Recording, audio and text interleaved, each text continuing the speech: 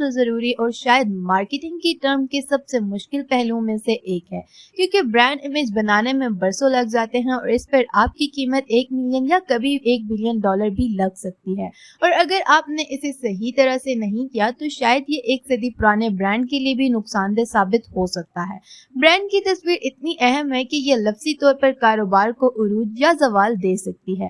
تاہم جانی واکر ان برانڈ میں سے ایک ہے جنہوں نے برانڈ کمیونیکیشن کے فن میں عملی طور پر مہارت حاصل کی۔ تاہم جانی واکر کی لیگیسی 200 سال سے جاری ہے، اور یہ لیگیسی جانی واکر کو مارکیٹنگ سیکھنے کے لیے ایک ماسٹر مائنڈ بناتی ہے۔ فیوچر بنانے کے جنون نے ایک گروسری بوائے کو وسکی کی ایک کاروباری سلطنت جو 4 نسلوں اور 180 ممالک میں پھیلی ہوئی ہے کا مالک بنا دیا، اور آج 150 سال بعد بھی وسکی کا دنیا میں سب سے مشہور برانڈ جانی واکر کا ہے۔ تاہم 20ویں صدی کے آخر تک جانی واکر کو ایک مشکل ترین چیلنج کا سامنا تھا، جو پرانے برانڈز کا ان کی آئیڈینٹی کے بغیر سامنا کرنا تھا، لیکن جس طرح انہوں نے اس پر رد عمل ظاہر کیا کہ دنیا کو مارکیٹنگ میں ایک ناقابل یقین سبق سکھایا۔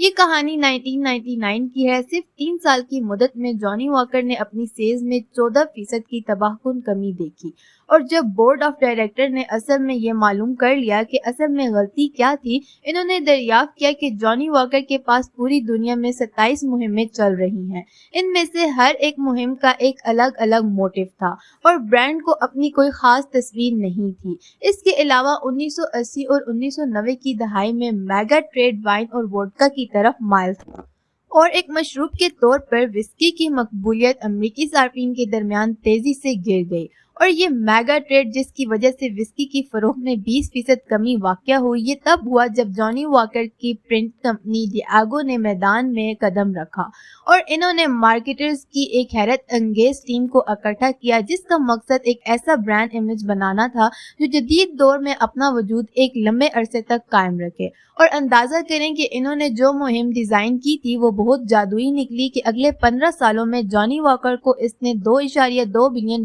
کے برانڈ میں بدل دیا۔ سوال یہ ہے کہ یہ کیسے ممکن ہوا؟ اس سوال کا جواب انتہائی شدید تحقیق سے جانی مارکیٹرز کے ذریعے سے کیا گیا، اور تفصیلی سروے کرنے کے بعد انہیں احساس ہوا کہ برانڈ کے ساتھ 3 بڑے مسائل تھے۔ نمبر 1، وسکی کو ایک بوڑھے آدمی کی مشروب کے طور پر دیکھا جا رہا تھا، جس کی وجہ سے کسی بھی نوجوان نے کسی بھی جنرل وسکی برانڈ سے رابطہ نہیں کیا۔ نمبر 2، پوری دنیا میں چونکہ ان کی 27 مہمیں متوازی چل رہی تھیں، ان میں سے ہر ایک کا ایک الگ پیغام تھا، جس کی وجہ سے کسی کا اس بارے میں کوئی خاص واضح خیال نہیں تھا کہ جانی برانڈ ہے کیا۔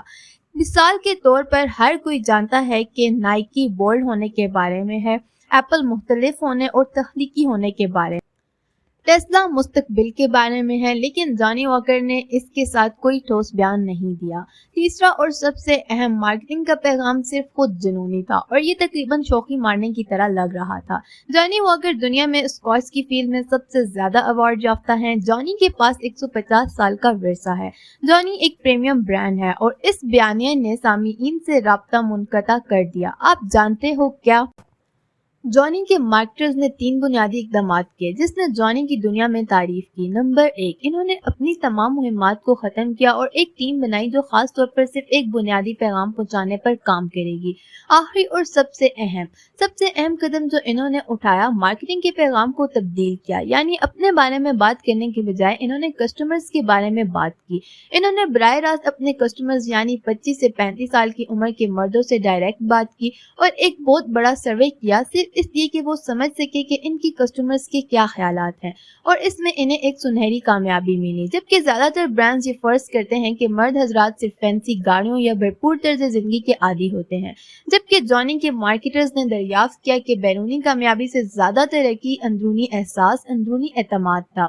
ان کے گاہک سب سے زیادہ قدر کرتے ہیں، اور حقیقت یہ ہے کہ ایک آدمی کے لیے وسکی اس کی اپنی شخصیت کا ایک مجسمہ ہوتی ہے، اور یہ سب مارکیٹنگ کے ایک اہم پیغام کے طور پر سامنے آیا۔ اس نے مشہور کیپ واک مہم کو متاثر کیا، اور اس مہم نے وسکی کے بارے میں ایک لفظ بھی نہیں بولا۔ اس کے بجائے اس نے گاہکوں کے بارے میں جنونی بات کی، یہ کہنے کے بجائے کہ ہم سب سے زیادہ ایوارڈ یافتہ ہیں اسکاچ فیلڈ میں، ہمارے پاس 100 سال کا ورثہ ہے۔